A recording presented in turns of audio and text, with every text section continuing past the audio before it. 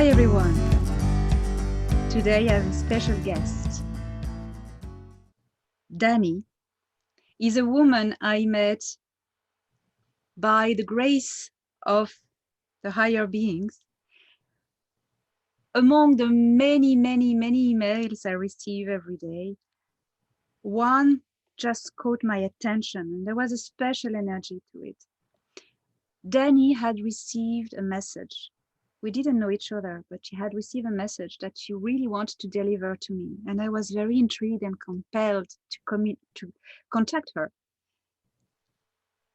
The messages she got to me by clear cognition and intuition blew me away. This was exactly what I needed to hear in this moment in my life.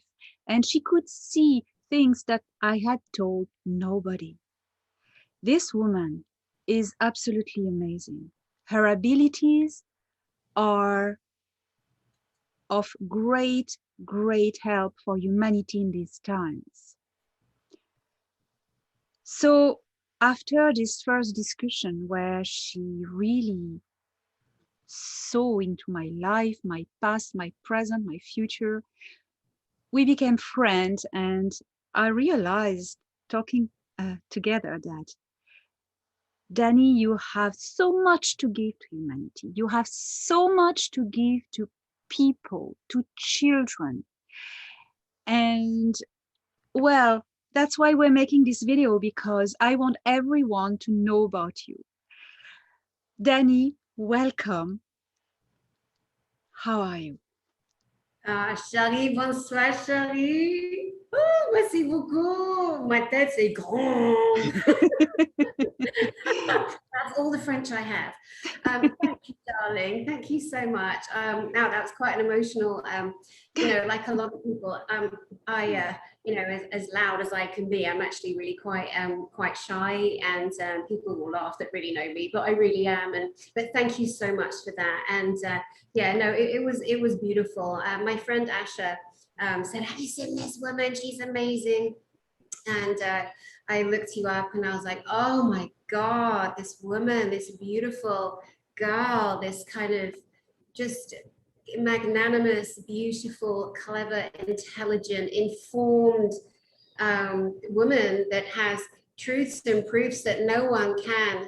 Well, you're always going to get your negative Nellies, aren't you? That have nothing better to do than say, dislike, please move along, be kind. Everyone's very stressed right now. Everyone's going through a lot. But yeah, no, it was beautiful. I just remember when we decided to get together for the first time. And I always, when I'm doing a reading or a therapy session, because I'm a spiritual therapist, so I'm qualified in Eastern and Western medicine, let's say. I remember the very first time I always have a ritual where I say prayers or I ask for higher guidance to give that person exactly what they need in that moment. And I remember when I was like linking in or tuning in or tapping in or finding the frequency where I could access information for you. That normally when I'm doing a straightforward, let's say a clairvoyant reading or a mediumship reading or a therapy session, I'm still doing the same things. The resonance, the electromagnetic resonance that we all have ability to tap into, by the way, don't think I'm special because we can all do this. Ordinarily, my energy goes into if we look at music and the harmonics of music, it goes into more of a major chords, like high frequency major chords. And it goes to that place of programmed love. If we have a religion or a Jesus or an angel or a grandmother who's passed, our energy goes to that kind of frequency. When I was saying my prayers out loud, not knowing what was going to happen, it was very different. The frequency from the other people that live on other planets, from other civilizations, that of course exist in our universe. Of course they do. And they're obviously a lot smarter than us because they've figured out how to fly around the universe, land here, be here for a long time. But let's not also ignore the fact that since 1942, 3, maybe earlier actually, the militaries have had access to anti-gravity machinery. So actually they've created their own flying machines, UFOs, unidentified flying phenomena, whatever you want to call it. So sometimes we actually confuse what we see in the sky as actually as a human bobbing around up there in a craft. That's very real and very true and not news to most of you, but it might be news to some of you. Anyway, so I was linking in and it was so incredible. I had my eyes closed, I was outside, and the frequencies that came in, it was like 3 lines, just 3 lines of energy. And it was just for a moment, my body, because our bodies are musical instruments, harmonic instruments, my body resonated very differently. And for a moment, it was like, whoa, that's different. And it was just uncomfortable for a second while I tuned into it. And what I recognized there were, in terms of the harmonic frequency that happens, there were major and minor chords, as opposed to more just kind of major angelic chords. It was very different. So this allowed me to know that I'm definitely linking into a different frequency. It was incredible. And I remember the night before I read for you the first time, because I read for you a couple of times now, I had the honor of doing that. Spirit and the beloveds, I sat for an hour and a half the night before, like writing, like non-stop notes. And I do this for other people. Sometimes I'm handled that way, but it was incredible. And do you remember there were like 7, 8 pages? I sent them all to you after our session. And yeah, it was really, really beautiful and really amazing. And, you know, one of the reasons why you and I are having this broadcast is so we can really impress to people. You gotta stop being in awe of the aliens or the Pleiadians or the other civilizations. They don't want you to worship them. They're not godheads. I mean, they're smarter than us in some regards, but I also come to understand that a lot of them don't have the ability to feel the level and depth of emotion that we do. You know, us humans, we are a beautiful, powerful race. But that energy to link into the actual power and knowingness and beingness has been covered up by authorities for hundreds of years, certainly in the last 100 years. But we really are amazing, amazing, amazing beings, human beings. So we're so clever. We're so clever. It's unbelievable. So the resonance I really wanted to describe to people because it's important to understand the difference and know that there is a very defined difference. My neighbors, my lovely neighbors, they had their 4 kids in the backyard and I was standing outside with my eyes closed and it was like 4 minutes to 6 and I was just about to jump on with you and doing my linking. This was the second time. And my neighbors are calling on me, they're going, Dani, look up. And there was a flying saucer going over. And I'm like, whoa, that's fantastic. We do see a lot of craft where I live. Yeah, that was really exciting too. And I said, I was just linking in. I'm just going to do a reading for Elena. And they're like, oh my God, a flying saucer went over. Yeah, so, and again, you know, some people are like, oh my God, that's so amazing. And it is amazing, but it's actually quite a regular occurrence as well. So you and I decided that we were actually going to share my visitors from last week. Yes, absolutely amazing. Okay, so, and again, before I do share, I really want people to really understand and get this. I am not more special than you. I'm just a little bit more practiced in the spiritual arts and the being a therapist too, and that's it. And having this kind of clairvoyant, intuitive ability, which we all have. So don't be looking at me as somebody special because I'm really not. I'm a human just like you. So I'm sitting on a video chat and I'm hanging out with my friend Asha and we're yakking away. And then all of a sudden, I feel this frequency come in. I look up and there is this huge being, like as solid as you are. And he's got this massive head and these huge eyes and this brown skin. And he's either wearing navy blue or brown cloak. And he's kind of gliding over to me. And I'm sitting on the sofa and I kind of look up at this huge being. At the same time, inside my house, looking out through the glass wall, is this absolutely drop dead gorgeous blonde man with blonde hair. It was kind of wavy on the side, and he's wearing a white suit and black boots with the kind of blue stripes down here. And it was literally a quantum nanosecond, because that's what happens when we see something and then it goes. But they made me jump. So I went, fuck off. My friend's like, Asha's like, what are you doing? I said, there's aliens in my living room. Now, my friends that have known me forever, like they know, you know what I mean? There's no surprise there. I'm like, oh my God. And so in that quantum moment of connection, I actually thought to myself, oh my God, I think that was Annex and Thorhan. And I'd only ever seen photographs. Then the next thing I'm doing, I'm texting you, and you're supposed to keep your phone switched off. And it's like silly o'clock in the morning in Ireland. And I'm like, and I drew a picture. Do you remember I drew a picture? I know. And I sent you the picture. And I said, these two guys were just in my living room. And of course, you were half asleep too. And then he said, oh my God, that's amazing. Here's the picture. I'm such a terrible drawer. Will we get this because of the green screen? Yeah, we probably won't. Oh, here, don't move. So here he is coming over. I'm sitting on the sofa, and then this beautiful blonde man is here looking out the window. But in that quantum second when they came in the room, I don't know that they knew I would see them, and it doesn't matter because they both kind of jumped when I shouted, "Fuck off!" It's so funny. Anyway, my friend's like, "What's happening?" I'm like, "There's two aliens in my living room," so I connect to you. And then you and I then got on one of our girly chats a couple of days later. And then I've got you like this chatting away to you. And I said, so this is what happened. And you went, oh. And then what did you tell me? Yes, what I told you is exactly, you described them. First, you described them exactly. You know, not knowing, if you wouldn't have been genuine, if you would have wanted to invent this story, you would have told me that Thorhan had a blue suit, because that's always how he represents himself. That's his officer uniform, and that's what he wears all the time, and people knows that. But you said he had a white suit with a belt and a blue stripe, wasn't it? And you described it. And I went, and that is the environmental suit that they put to change density and to adapt to the oxygen and pressure and gravity conditions of our planet. This white suit, it's something that they put over, is the environmental suit, and you couldn't know that.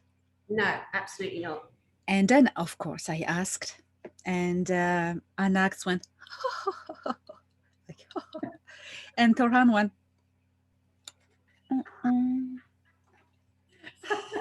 okay, that's spill the beans. Yeah, you were busted. You were busted. Well, once you confirmed, I was like, holy God, sorry guys, sorry for saying F off. It just kind of fell out my mouth, as it often does. They're used to French with me, so don't worry. We're always dropping F-bombs. And that's a good thing. So they confirmed later, Thorhan confirmed it, because they were checking you out, because you were telling me important things, and your safety needed to be checked and upgraded.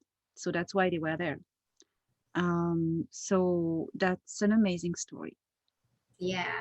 And, as you know, our friend Alex Collier, he's also a friend of mine, and I've had the honor of reading for him recently too. And you guys wrote me lovely testimonials for my website, which is, I'm so grateful. Thank you so much.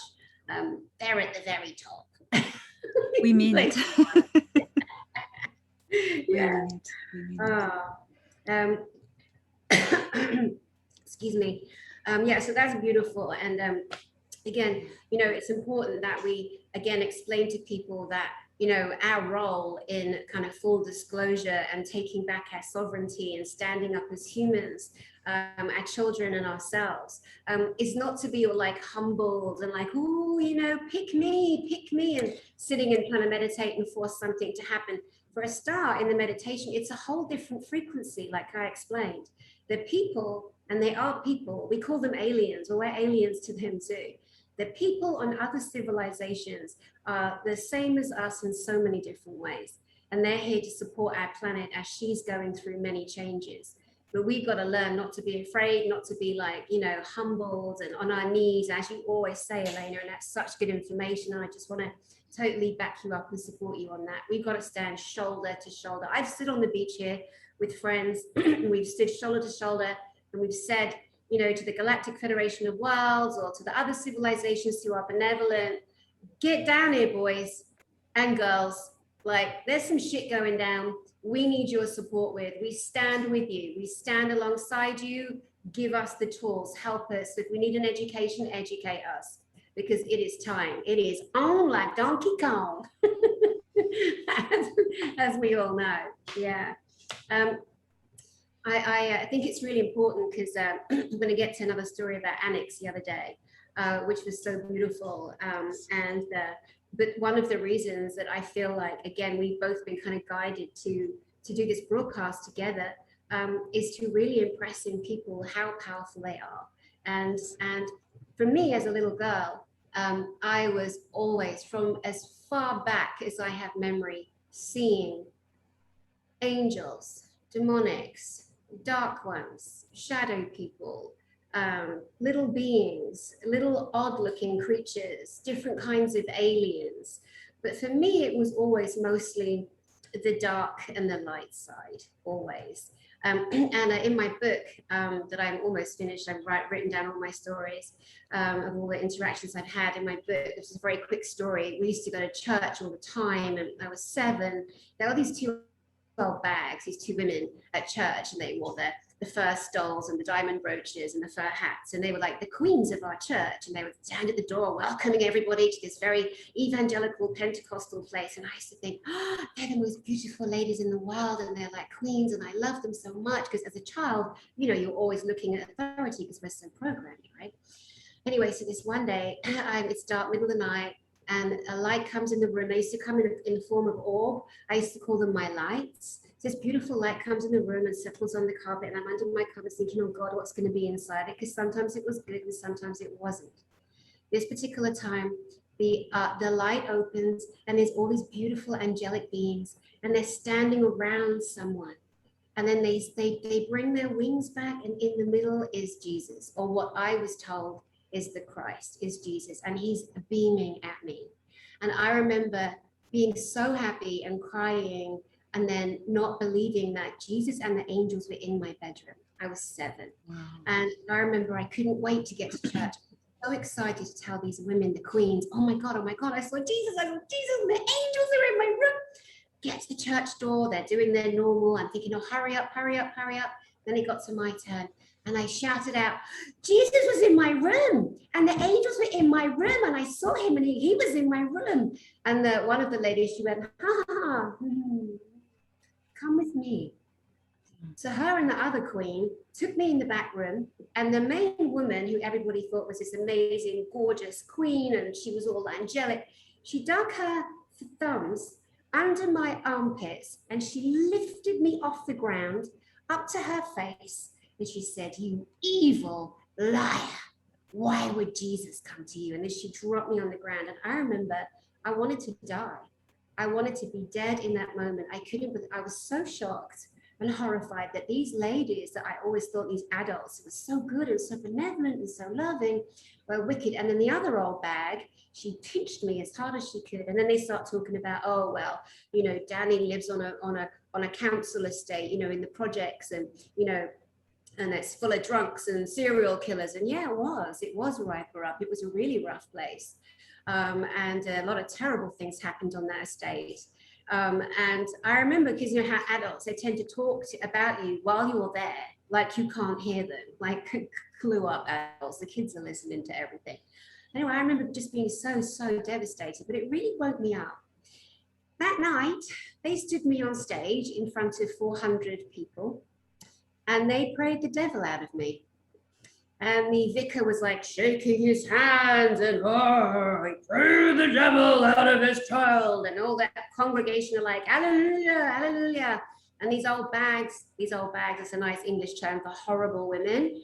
They're like standing there, and the vicar has his hand on my head and he pushes me over, and I'm this little tiny 7-year-old skinny little scrap. And then I fall back into the women and they stand me up, and everyone's going, hallelujah, praise the Lord. And I remember standing up and looking out at those 400 white faces mainly, and saying, don't cry, don't cry, don't cry, Dani, don't cry, don't cry.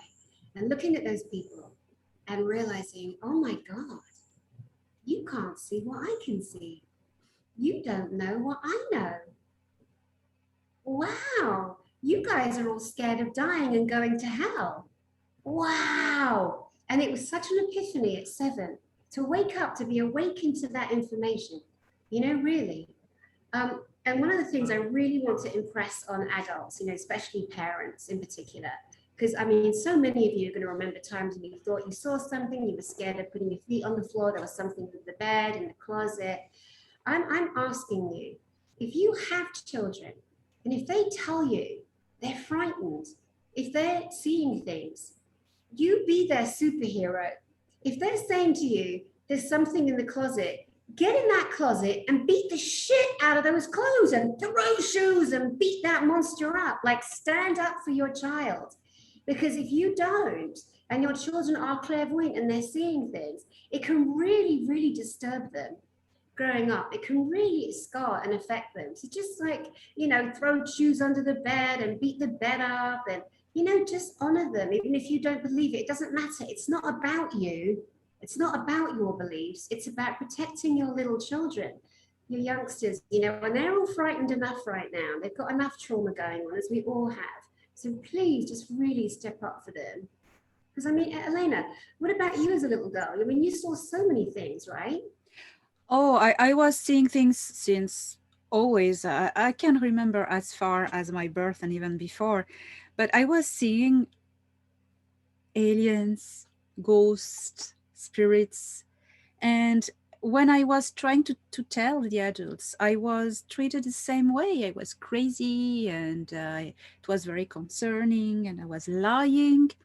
It's horrible when you see something that others don't see and you are told you're a liar. It's really traumatizing, um, you know. And I felt alone all my life. I had friends, but I couldn't really share with them. And when I was trying to share with my friends, they were thinking like, "Oh, taking distance." All the boyfriends I had, well, I stopped telling them because they were going away.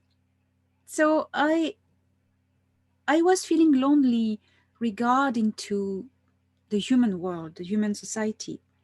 But then one day I realized, oh my God, I'm not alone. They are here for me. They're all around me.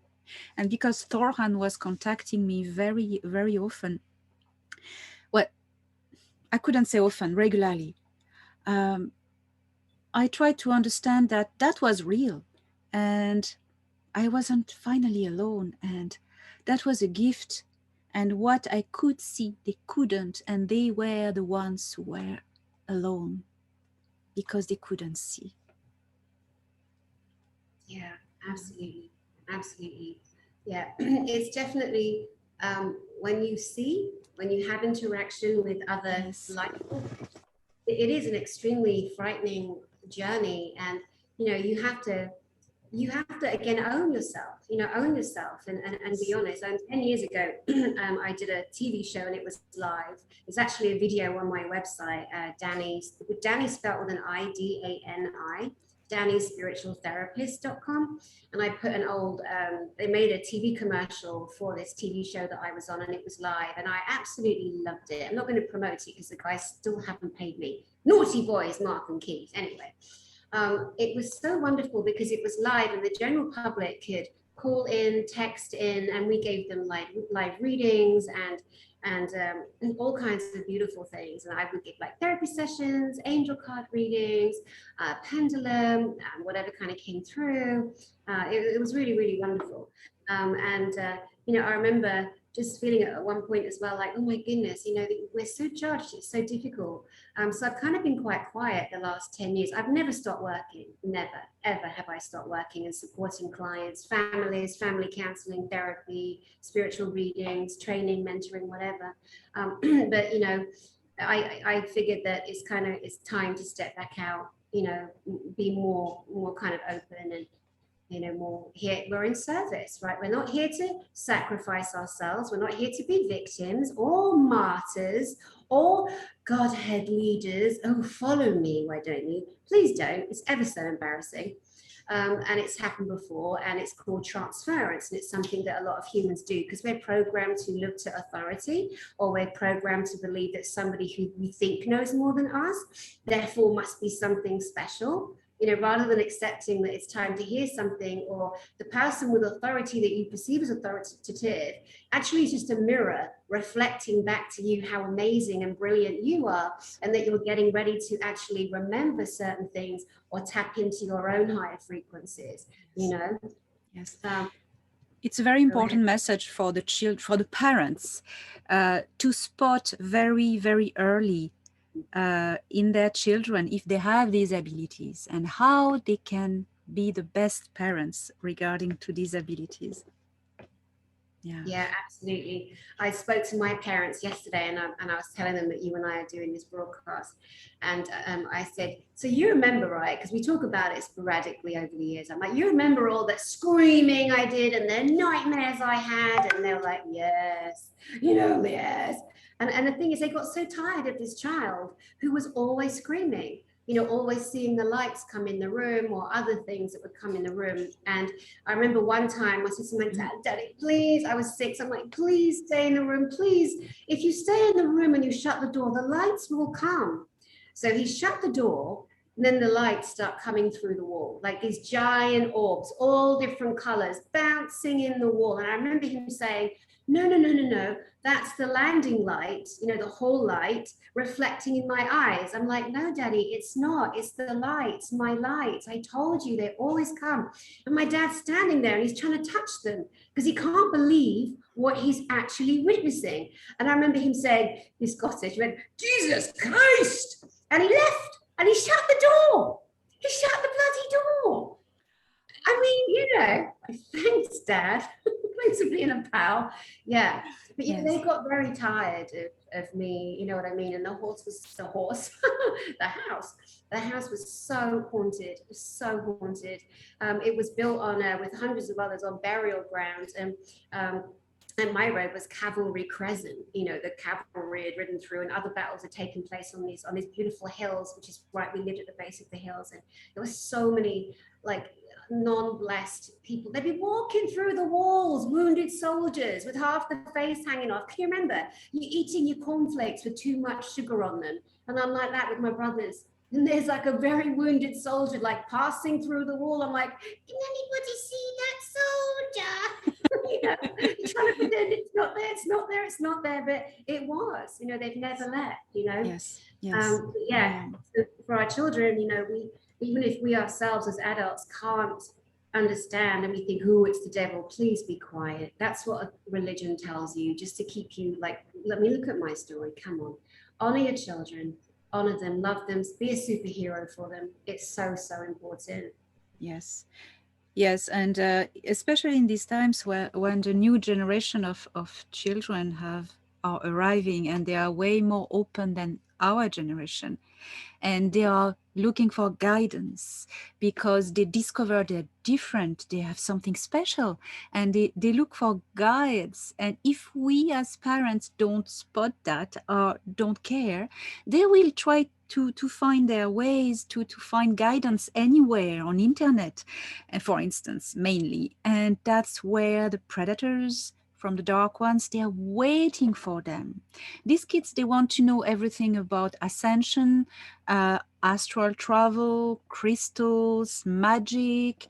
If you don't teach them or don't guide them, they're going to go and find anything, and the predators will find them. So Absolutely. we need to be very, very careful, because what they want is their soul. So yeah. It's so frightening. The biggest, excuse me, the most important piece of advice I actually have for every single child and every single human, humans with a heart, the good humans, not the dark ones that exist, not the soulless Luciferian satanic ones, the light ones, because humans in general, we're good. We are good people. We are You know, good beings. We are loving beings. The biggest, the most dangerous tool on this planet is the Ouija board. The Ouija board, right? oh It my is god, more. and I speak about it in my book. Oh my god. Oh, I nearly died from it. Tell us. Well, there's a story. The Ouija board, never, ever, ever get that in your house. It shouldn't be sold. That is, the Ouija Evil. board, it's evil. It works. It super works. It works like this. And what is it? It's a portal. The Ouija board is a portal, and it opens not on fantastic other dimensions. It opens towards the lower realms, where Yeah, the all love the life. demons, lower astral, reptilians, or vampires are waiting to catch you. And this is extremely dangerous, dangerous, dangerous, dangerous. Forget about that. What happened to me is that when I was a student, I left my family to go to Paris and study arts, and I was 19 years old. Um, I I made friends, and when you're young, you're ignorant, you're a bit silly, and we all had kind of psychic abilities, well, especially me and another girl. And oh yeah, let's try the Ouija board. Well, long story short, uh, actually, it was working very well, and we didn't even need to touch it with our hands. Hence, it was moving under our hands. And at that moment, the DNA changed. And who are you? Anax. And wow, yes. And he said, "Oh, who are you?" Uh, I am. He meant extraterrestrial. Stop this now. And Whoa. yes, and it was in French. He was saying that, stop this now. And the other girl, wow, an alien, great, that's so cool.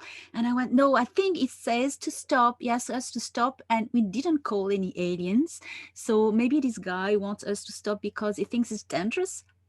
And no, no, let's go on. So we are saying, my friends, an alien, great, why are you on a ship, and blah blah blah. And Anax wasn't joking. Stop this, because one of you may get in real troubles. Stop this. And it was very strong. And so that day we stopped, and I convinced my friend to stop.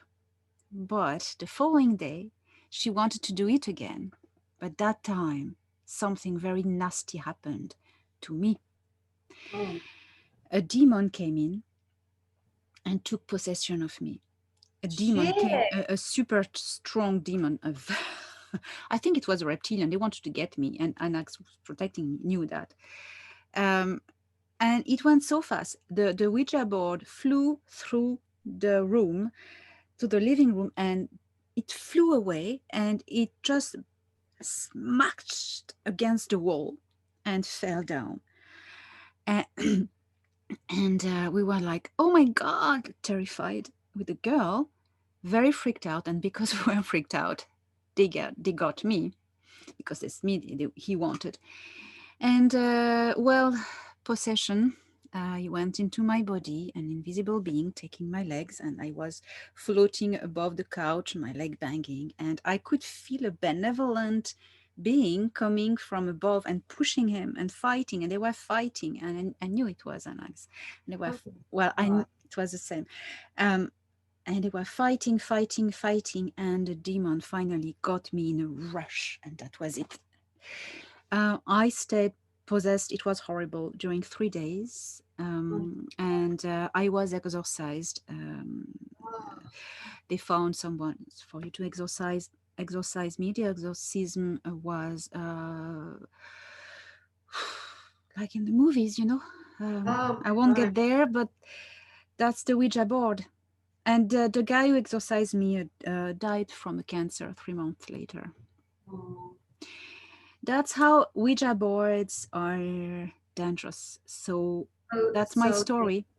oh my God, Elena, that's horrific. I'm so sorry that happened to you. That's just awful. But again, you know, people think, oh, I'm spiritual, I'm clairvoyant, I can see, I'll be fine. No, No, because you, look you what you can open very easily these portals, but you don't know how to close them because you're not in control.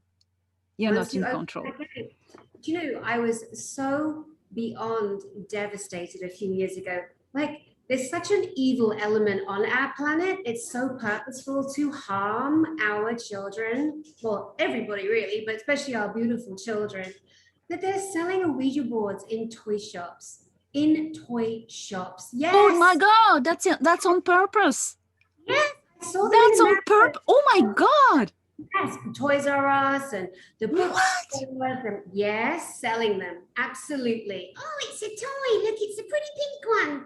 Okay, we're gonna do a petition for that and write Yeah, to these companies. yeah, absolutely evil, evil, evil. And it is with malintent to harm our children because, Oh yeah. you know, how many people, how many stories of grown adults now go like, oh my God, when I was a student, I did a Ouija board, this happened, that happened, my friend killed themselves, my friend turned into a drug addict, my friend went crazy. Like, hello, there's I know. something very, very serious there. Okay, we're gonna organize that. We're gonna organize this petition, and yeah, no, Okay, perfect. yeah. Perfect. My gosh. Yeah, yeah, it's not fun, it's not a game. It really, really isn't. Well, I know we said we'd mention a couple of alien just to shift the energy a little bit because that's Yes, pretty. let's talk about higher energies now. Yeah, okay. So I want to tell you that one of the times when I had a little visitation. So I had this really beautiful car. Her name was Lola, and she wasn't a showgirl. She was a little ML350 Mercedes, and I'd saved my money up. I'm so old fashioned. If I can't afford it, I don't buy it. I work every penny, and then I pay for it. Anyway, I had this car, and I went out to see friends in Dana Point in California by myself. And I was driving back to San Diego, where I used to live. And I'm going through Camp Pendleton. Now, Camp Pendleton is a military base, right? And it is a long stretch. You've got the ocean on one side. You've got all these, half-built concrete buildings where the soldiers practice shooting. And then you've got these mountains, and they're inside the mountains. Like it's old news. Everyone knows that. It's a military base. It's underground, above ground, old news. So I'm driving through, and I look up, and there are tons and tons of these green lights. And I'm looking up thinking, is that a helicopter? Now, I've actually done a lot of flying, like small planes, two-seater Cessnas, Pipers, and then I was moving to helicopters just because kind of as a passion thing. So I can kind of get to know the lights at night, the color. So I'm like looking up, and then they're like bobbing around in such a, and I'm thinking, these quantum thoughts that we have, I'm thinking, why the hell aren't people throwing their car to the side of the road and looking at this phenomena? This is something very, very, very, and I'm never going to learn because I always do the same thing. I always throw out a telepathic thought. So there I go, throwing out a thought, and I went, I can see you. And all of a sudden they all stopped. And then several came like this together. And then one shot as fast as you like to the car. Now my window was open about that much. And I'm driving along, and it came right beside my car. And I look out, and there is what is known as, I didn't know at the time, an insectoid. An insectoid? It looked like a gigantic wasp, like a bee body, it was a cross between a caterpillar and a wasp. It was the strangest looking thing. Like a soft, it was like this big, like, I don't know, 3 feet, maybe 4. And it had like dingly dangly legs. And it was just like a giant flying caterpillar wasp thing. and it was bzzz, and it came beside the window. I'm like, oh, fuck off, fuck off, fuck off, please go away, please go away. And then it went, I said, I'm sorry, like that, and it went zzz, straight back. How big was it? How big was it? I mean, honestly, it was easily half the size of my car. It was kind of like 3, 4, maybe 4 feet with a curved organic body. And I completely shit my pants, honestly. I mean, not literally. I shit myself. It was really scary, really scary. Could it have been a mantis, praying mantis like type alien? I haven't actually seen those, and it doesn't feel like it was. Okay. But so I'd need to see a picture of it. I kind of forgot about that. Yeah, it was like a cross between a caterpillar and a wasp, a bee. Like in England, we have so many bloody wasps. And so not a lot of people know what a wasp is. No. Okay. They're not very pretty, are they? But they probably think we're not either. No, this was it was like a hanging. It was like just a being. It had a head and a body like a caterpillar. Interesting. With long dangly legs and and they were over, the naval base and the naval base. San Diego is a massive, like the island of Coronado. I lived there for a few years too. Half the city of Coronado is a nuclear naval station base. Amazing, the technology. That was pretty interesting. I remember sending one time I sent Alex Collier these pictures I'd taken like 3 or 4 years ago. I was lying on the sofa and I look up and there's all these shadows on the ceiling. And two little grays and one big fat thing. And I'm looking, thinking, what the hell's that?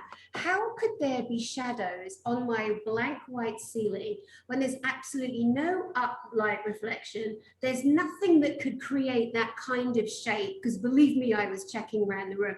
So I took pictures, and then out the window, out the French door, you could see a blue and an orange being like just looking in the window at me. It was bizarre. And I sent them to Alex, and he said, they're the small ones look like grays, but it's amazing. It's so many of us, we take pictures and we don't realize, look at the shadows. But I think the more people have an opening to looking at other kind of phenomena, maybe things have been happening around them. They're always saying, oh, please come to me, show up. Well, they do.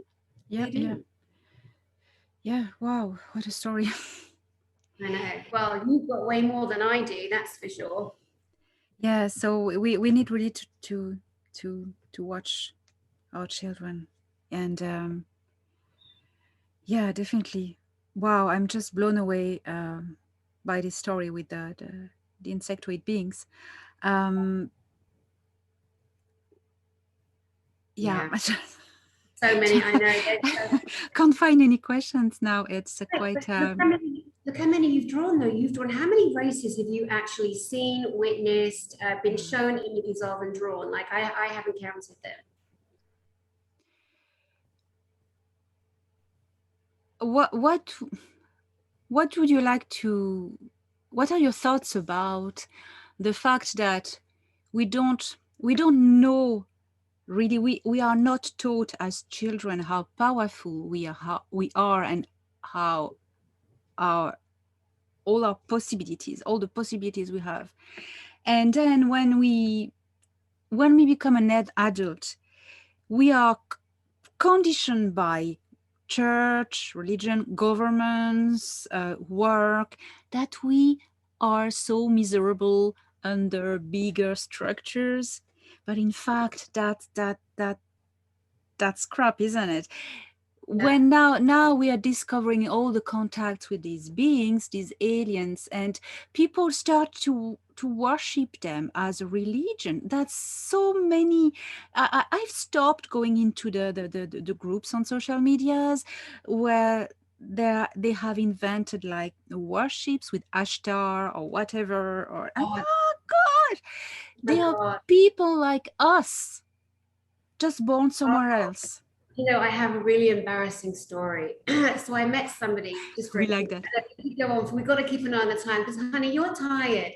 No, it's But fine. I remember Time is going to a group that's in England, and there was this lady who said she was married to Ashtar. I think there are several, and I will not name names. I'm not here to point them out in terms of name, but just to share a story about exactly what you're saying. That this lady believes she was married to Ashtar. Anyway, she goes, okay, so he's going to come into me in a minute, and I'm open-minded because I had an experience with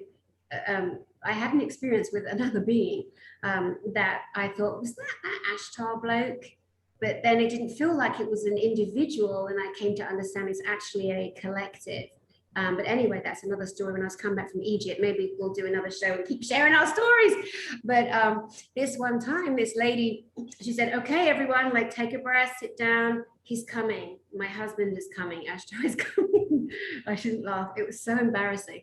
And she's sitting there, and then all of a sudden she changed, her whole demeanor changed, and she went, ho, ho, ho. Sorry. She went, ho, ho, ho. I am Ashtar. And I remember thinking, no, darling, puppet, you're not. No, she was either crazy, either possessed by a dark entity, you know? It was tough. It was hard to sit there, and I just kept sending her love. I kept thinking, oh darling, now that sounds like a real terrible judgment. And of course it is. From my perspective, I was judging because I'm looking through my third eye. I'm looking at her energy field. I'm looking at the frequencies. I'm looking right through her. I'm scanning her. I'm scanning behind her. There's no such light being there to be felt, sensed, seen clairvoyantly. There wasn't. There really wasn't. There are so many predator entities who are using sexual energies to feed themselves off from. They really,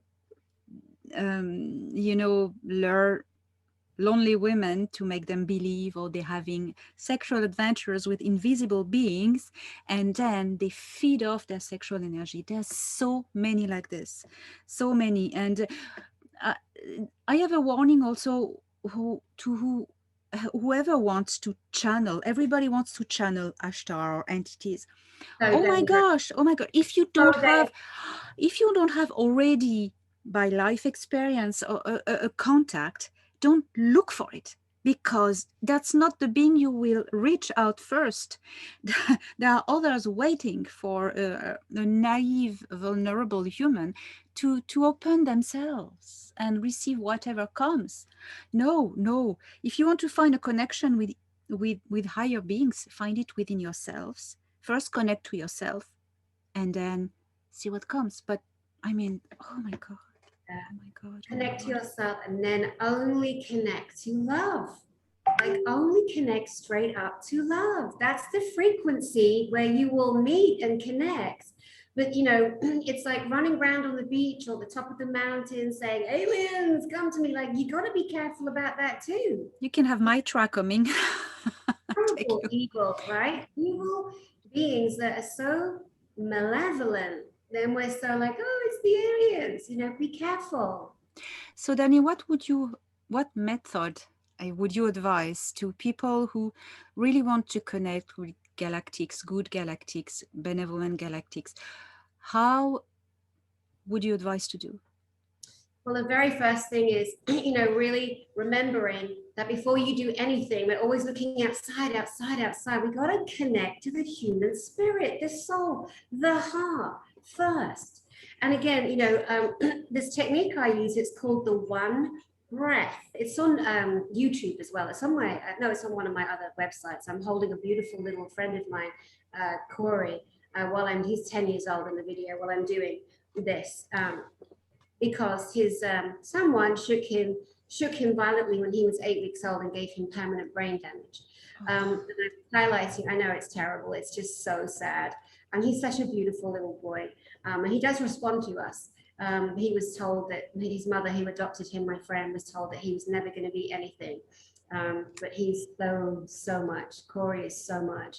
But if that mother, the person that harmed this little boy, had taken just a second to take a breath in, she wouldn't have become the person. It takes 1 second to become a murderer. It takes 1 second to say something that you can never hear again, right? When we're acting outwardly. So coming inwardly, with our brain chemistry, we've got to understand that we can actually calm everything down into a sense of calm and peace before we then consciously connect. So, on the left-hand side, you have your left hemisphere, your right hemisphere of the brain, and in the back, we have the limbic system. The limbic system is our emotional center. So everything that happens in the brain will pass through that portal point, that limbic center. So when we breathe in through the nose, what we're actually doing in that 1 second is we're releasing serotonin, endorphin, and dopamine. And they are three of the most beautiful natural essences or drug high that you could possibly get. It's like people that are smoking a cigarette or taking a toot of weed, taking a puff on weed.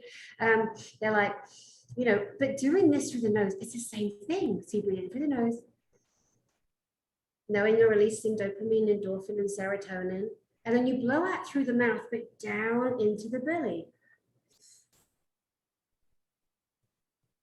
I always put my hand on my belly when I'm breathing, so I can connect that breath down, because when we breathe into the body, you're literally oxygenating your blood cells. And everyone should do this. It's like 1 second a day. Teach your kids, teach your partners. In through the nose, out through the mouth, pushing down through the belly.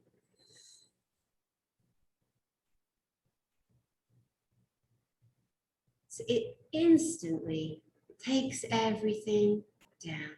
It really does. It brings a sense of calm and a sense of peace. And while you're in that meditative state, which you get to in 1 second, that is the time when you drop into your heart. And you just drop right into that love space in the center of you and your chest.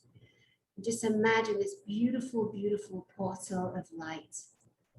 Gold, yellow, whatever color comes to you. A lot of people say it's green. It doesn't matter. You just sink in there and sit in there and feel that energy, feel your own energy, feel your own essence. And then you can ask to see in your mind's eye if there is a loving presence that wants to connect to you. And you'll know it's not about reaching, stretching, trying to make something happen. That's not normal and that's not natural. We don't need to use physical energy to try and make something happen. It is literally energetics, quantum energetics, emotional energetics. And it's just little by little, but you have to be very mindful. And if you're going to go into this with a sense of, oh, come to me, oh holy ones, I am not worthy. Like, it's a waste of time. And you could be opening yourself up to unpleasant situations. So it's about commanding yourself, commanding that love, owning that love center that we've been robbed of. Our whole lives, we've been robbed of connecting to our power. And like every single president, king, queen, anyone in any authoritative position, banking families, the elite on the planet, but especially the governments in particular, they work for you. They work for you. This is your planet, yours. Let me say that again. This is your planet. This beautiful Mother Earth, Gaia, Pachamama, whatever you want to call her, Terra, all the different names that she's known by. This is your house. You live here. You own it. You own real estate here. The real estate is yourself and your life and your beingness. The people that tell you what to do, they work for you. They need to remember that, because a lot of them have forgotten lately. They got a bit too big for their britches. They need a bit of a come down, sit down and have a little conversation. Yes. Right? One of the things that you and I said we were going to kind of share with all these beautiful people watching us, and hopefully they're still watching. They might be bored by now.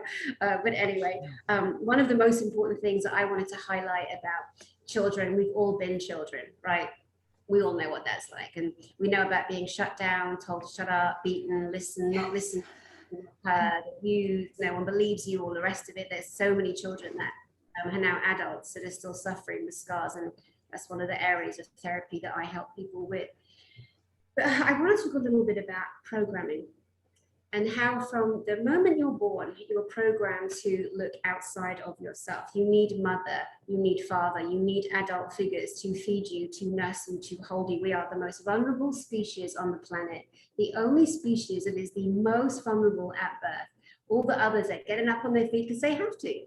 But human beings are the only beings on the planet that are completely vulnerable and needing to be taken care of by other humans. So there it starts. And then you've got your downloads from your parents or your guardians or the people that are raising you. And then you're looking outside because authority tells you what to do. Then there's school, then there's church, then there's this club, then there's this person, and then there's this older kid or whatever. We're always, always, always, always told to look outside of ourselves for authority. That's the program. So when I was growing up as a kid, Saturday night TV, the whole family would get together and we'd watch this guy. And I loved him. It was so exciting. My mum and dad were excited. My brothers were excited and my sister. And this guy, his name was Jimmy, and he used to sit in this big red chair and he had white hair and he used to smoke a cigar and he used to wear a medal around his neck with a big square silver medallion that said, "Jim will fix it for me." And what this man did was, you wrote him a letter and he'd sit in the chair and there was all kids around the chair and he'd read this letter and he'd say, Elena in Ireland, she wants to be a nursery nurse for the day. Elena, I'm going to fix it for you. And then you'd get taken to London and you'd go to the hospital for the day and he would make your dream come true. It was so exciting and I idolized this man. He would run marathons, he would raise money for charities, cancer, children in need. I mean, the man was just iconic. He was friends with the royal family. Like, everyone knew Jim will fix it. You know, he was this great guy. Until we found out that he actually was one of the sickest pedophile, necrophiliac people on the entire planet. He attacked and raped and abused living people and dead people. And it wasn't until he died that people, I'm sorry, it's so horrendous. I'm not even going to share half of the things this man did. 400 people came forward after he died and said, oh my God, he did this, he did that, he did this. The man was given the keys to cities, literally. He was a porter at the hospital. He would mess with disabled children sick in hospital. So his thing was, it didn't matter how old you were, how young you were, male or female. What mattered that you were a vulnerable being. A vulnerable being. That's where he achieved his adrenal, emotional payoff for his sadistic evil. So what I'm saying here is, please remember, all adults, how impressionable we are as children. We're told this person's good, and we know there are bad people out there. Of course there are. I remember a headmaster, this girl, she's like, Dani, come to the headmaster's office. Then they told me to bring you today. This is when I was like 7 or 8. Oh, come with me. They want you to come in. So I went in the headmaster's office, and my mum was really good. My mum trained me good to watch out for bad adults, you know, sexual deviants. And it was so shocking because the headmaster, he stood my friend on the table and his wife was sitting on the other side of the table and they're telling her to dance and they're looking up her skirt. I remember thinking, they're looking at her knickers. And I remember he looked at me and he got it. He got that I could see that this was wrong and he told me to leave the office. I don't know if I've ever told anyone that. It just kind of just fell into my head, actually. Isn't that sick? Yes. So we got to remember as children, now adults, that these things have happened. We always know we've got to keep our kids uber vigilant. And if children have been harmed, speak out, speak up, tell someone, tell 50,000 people, like tell them, you know. So that Jimmy Savile story, again, it's so important that we recognize that most of us have been trained to believe in a warped sense of reality, a warped sense of good, kindness and benevolence. You know, Jimmy Savile's a perfect example of my generation in the 70s. you know, really, really, really, really sad. So sorry, that was, do No, you know but what? Gloves off, mate, isn't it? It's gloves off. We can't be, oh, are you offended? Oh, is that too much for you? What about the children? I What know. about the adults who've been harmed? What about them? Like, let's love on them and speak out, right? When you say that this guy was good friend with the royal family, I just kind of saw something coming. You did? Yeah, you know, they're involved in allegedly bad stuff as well. So, well, we won't go there. Yeah. Yes, that's a, I don't know about that. I will say I don't have a take on that side yeah. of things. I mean, I won't Um, go there. yeah. I won't go there. Um, Finding the child within us and reconciliating with the child by love and what how this resonate with you. You know, one of my greatest, I believe, gifts that I bring in my sessions is an inner child connection, inner child rescue, you know. And, you know, I do a certain kind of deep visualization, meditative situation where you literally go back to yourself as a newborn and you pick yourself up and you literally go through every year of life without dropping into the pain. And you know, it's so beautiful and it's so powerful. And you know, when I'm working with men and women who are just so unkind to themselves, I say to them, you know, you would never speak to a little boy like that. You would never abuse a little girl like that. So why are you doing that to yourself? Don't do that to yourself. Speak with love to yourself. Mother that child in you. Be a father to that little boy in you where no one did, where no one could, you know. It's not too late for our healing. It's not too late for us to take authority. It's not too late for us to heal. You know, there's that saying that as children, when we screamed out and we prayed for help to come, like we're the adults that we cried out for.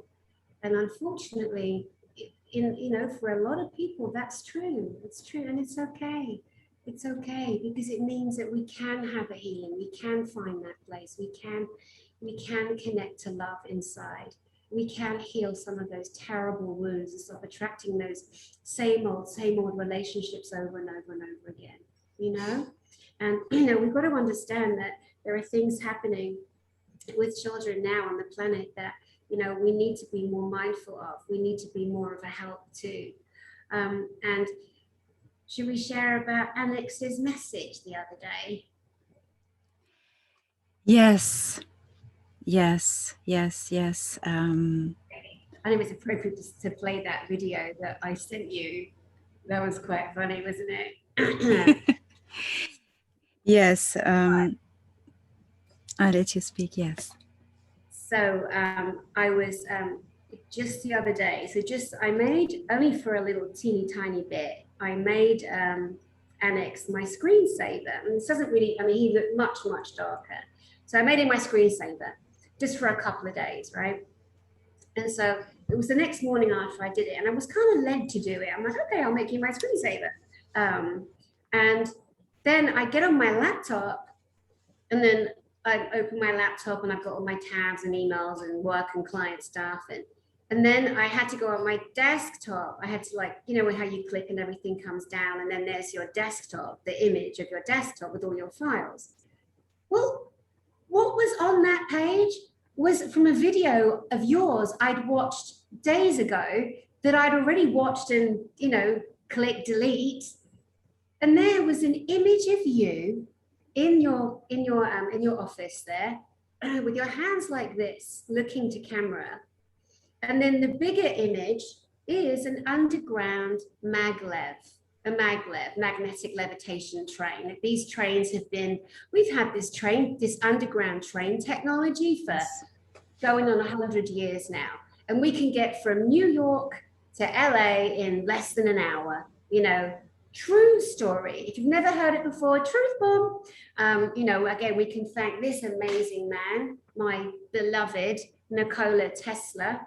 Love this book. Love this book. It's like it's my inventions, the autobiography of Nikola Tesla, not the Tesla cars, nothing to do with the lithium battery. This is the guy. Can't really see it. I love him. So you saw this picture of me on the screen. Like trying to get rid of it, trying to get rid of it. I'm like, oh my God, it wouldn't go. It wouldn't go. And then my phone, the picture just pops up and it's Annex's face. I'm like, okay, I am paying attention. And so I got my phone and I videoed it. Remember, I videoed it. I'm like, look, I can't get rid of you. I just know no matter what I did, that image Yes. would not leave. It would not leave. And so, you know, when I send it to you, you're like, well, I'll let you continue the rest of the story. Yes, and I asked Anax, are you involved in this little trick? And Anax is always like, ha ha ha ha, ha. And then he sent me this message that you and I speaking on a video, making a video together because you had messages to deliver to the world. And that's what we are doing. And it was why the underground train, because it's all about the children. Yeah. It's all about the children. And not only the children captives and victims of these monsters, but also the children, the child inside of us, finding back the path to the child inside, because we all have been and still are somewhere children. And finding this purity, innocence, it's our power. It's our power.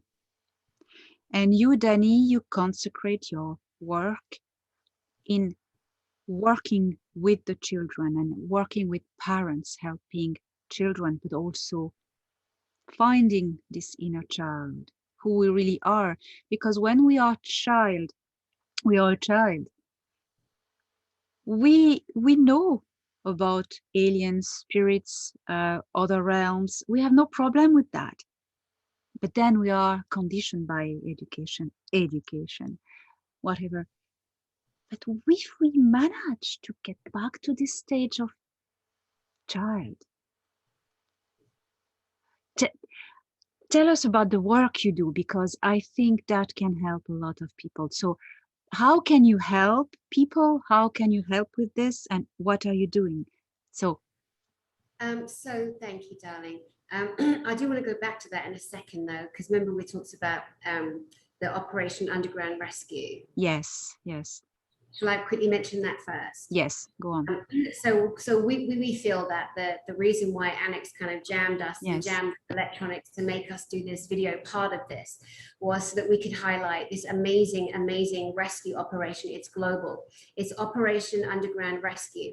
And it is these beautiful men and women who are rescuing children from underground military bases, old forgotten camps, tunnels. It's true. It's like you don't want to hear about it, but it is happening.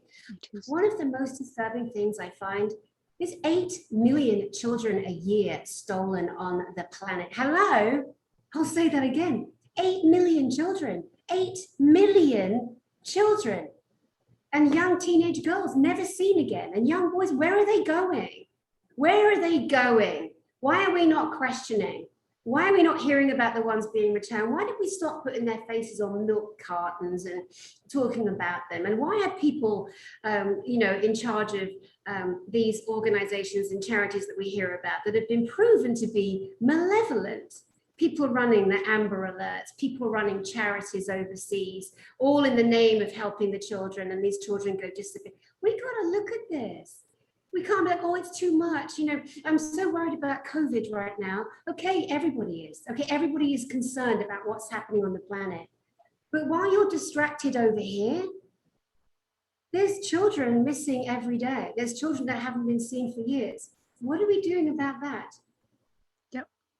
Operation Underground Rescue. Join up. Start your own team, group. if you're suspicious about a foster family, and I don't mean be a vigilante, and I don't mean be an evil, nasty person because you don't like someone, because maybe the guy looked at your, looked at your wife the wrong way, or people with that thinking, please, they won't even be watching this video anyway. This is definitely for like normal thinking people, right? Healthy minds. Speak up, speak out. If you have a suspicion, do something about it. Please do something about it, It's so many different ways to get involved, but again, I think this is a good start, a good start to kind of raise that and raise that awareness and stop thinking it's too much, I can't bear it, I've got too much going on. Well, there's a child in a cage somewhere that, really doesn't care if you are tired tonight. Yes. There's someone coming for that child later, and they may not make the night. And this is one of the most unspoken about horrors across the world. Yes, yes. And the first thing we can do about it, everyone as individuals, is to look after our children. Always have an eye on your kids. This is a dangerous world. What's happening at the moment, it's damn freaking dangerous. Kids, 8 million a year, are abducted. You have a child. Never release attention on your child. Don't send him on his own at school. Maybe you can't do otherwise. Try to get this child to be looked after if you can't because you're working, or try to organize. It's important. So sad though, isn't it? It's so sad that it's come to that you can't even bike to school, walk to school in some areas because there are so many sick individuals on the planet, really. I know. You send your child to the shop on his own. He may never come back. Yeah. It's what's happening now. Yeah. I was doing a therapy session with a lady the other day, and she's got 2 kids. And so I was doing Eastern Western medicine. So one is therapeutic and the other is a spiritual connection. And she asked me, she goes, "Can you have a look at my nanny?" And I went, "Oh my God. Oh my God." And I said, and then I would calm myself a bit. I didn't want to freak her out. But I said, "There's something not right." She went, "Oh my God, Dani, I've been worrying for days." She said, "That's why I had to get on a call with you." And I said, "There's something wrong. There's something wrong." And I said, "Your older child is really, really unhappy." I said, "He's really stressing." She said, "I know, she slept in our bed last night." And I said, "I don't want to alarm you." I said, "But I 100% feel that this woman needs to be moved on out of the house." And this woman had done things like, with the 2-year-old, she'd got into my client's bed with this child in her bed, laying on her bed, like, ew. Like, lay on the sofa and cuddle a 2-year-old. Don't get in your employer's bed with the child, okay? Don't be putting yourself in the mindset of taking the husband and like a bit of a hand that rocks the cradle. But this is one story. I don't want to freak out everybody that has a nanny or a helper now, but you just got to be vigilant, right? You've got to be sensible. So this lady followed her instincts. Basically, I was able to send the nanny very strong suggestions, telepathic suggestions. And during that actual session, the nanny came in the room. And then my client's like, I'm on a call. And the woman's like, "I need to talk to you." And she's saying to me, "Can you believe it?" She goes, "Leave, I'm on a call." So I said to her, "Right, she's going to hand in her notice," or something like that. Anyway, she goes, "Oh my God, she quit." She quit. I said, "Excellent. It makes it much easier for you." Oh my God. Yeah, I know. You know what? That happy old lady down the road that looks after all the children. Some of these grandmas are the most sickest evil bastards, on the planet. But again, the programming, "Oh no, it's a grandma. No, she's really, really kind. No, she'd never beat her children. She'd never scare them." Everyone of every creed, color, religion, race, male or female, and all in between. We just don't know. Never trust anyone that you're not sure, you don't know. Yeah, really use your intuition, your guidance, but don't be going out now, pointing the finger at it. It's a very delicate, but sometimes you just know. And you know who knows? Children. They will tell you, they will react, respond, they will. So let them have enough authority to tell you if they like a person or not. Don't say, oh, respect your elders. There's a time and a place for respecting your elders. And there's a lot of really bad pedophiles out there that hide, okay? So let's just get a bit of a balance there as well. It's very, very important.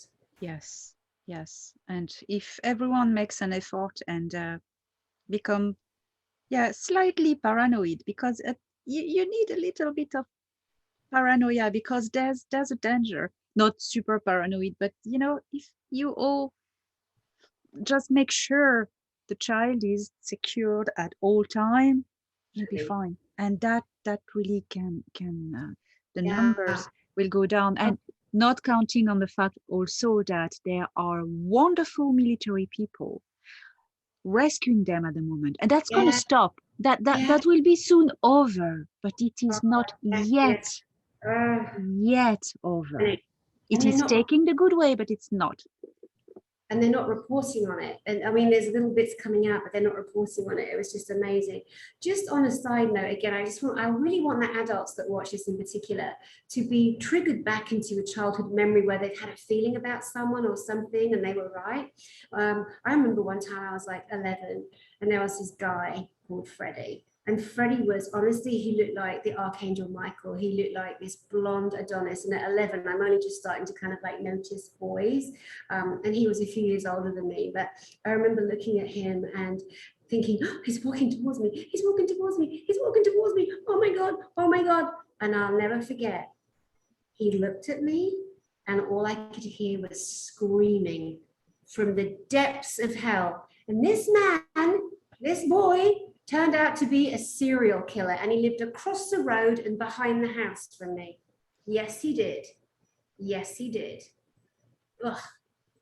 See, we've got to remember, we've got this instinct, that this intuition that we all have that has been so shut down and stopped and filtered and, oh no, you're full of shit. Who do you think you are, psychic? You know, we've got to let all of that go and just drop into the heart, take the breath, drop into the heart, sit there and own yourself, own your beauty, own your love, own your power. No one can take that from you. And I mean no one. Not a lover, boyfriend, husband, sibling, parent, family, relative, authoritative person, no one. You own you. You own you. You own you. You own you. Yes. What are you doing as services to offer to people who would come Oh, to you? yes. So my services. So my website, which is Dani Spiritual Therapist, and Dani is it's Danielle, so it's Dani. So Dani Spiritual Therapist, and then people are welcome to look at the services that I gift and give, and you know, and book a session if you feel so inclined. I think that she's amazing. She's absolutely amazing. That's why she's here today. And I really recommend. She can see things that will blow your mind. And what would be the Dani, the message from your heart, from your knowing and your connection to the humans of Earth now, today, in these times? What would you say? Oh, it kind of makes me emotional. Um, I think like the one thing that I would say to every human, know that you are loved. Know that you are loved. Know that you are worthy of love. Know that everyone has a hard time. People make mistakes, you know, and if we can learn to forgive other people, if we can just let go of our bad marriage and our bad experiences to a point, and know that we don't have to be struggling and trying to survive and just overwhelmed with depression and anger and rage, and but taking time to go back into the body, back into the heart, like back into that place of love. Find that unconditional love for you first. You first. Yes, you first. Know that you are loved. And that's what I would say. Thank you. Thank you, Thank darling. you. Thank you, Dani. I love you, darling. I love you too, and we all love you too. See you soon.